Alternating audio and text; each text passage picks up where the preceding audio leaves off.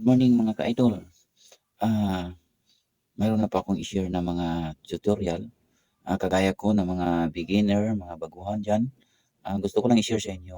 Dapat alam natin at araw-araw i-check natin yung ating profile account at saka yung page natin kung ito ba ay recommendable o or not recommendable. Kasi mahirap lang kasi na palagi tayong mag-post tapos hindi pala recommendable. Dapat alam natin.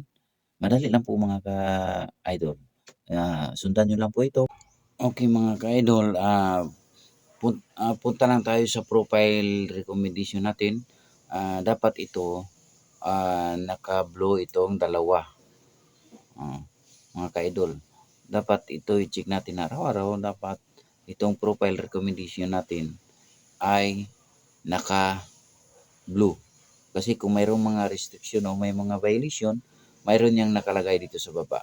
Okay, mahirap lang kasi na palagi tayong mag-post tapos hindi pala recommendable. Dapat alam natin, madali lang po mga ka-idol.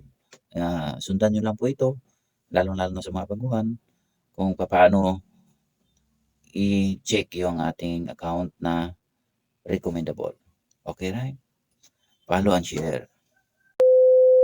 Punta lang po tayo sa ating account at saka hanapin natin itong ating profile pic or 3 lines.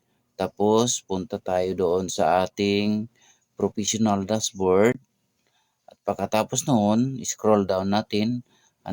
Punta tayo sa tools. Hanapin natin itong profile recommendation.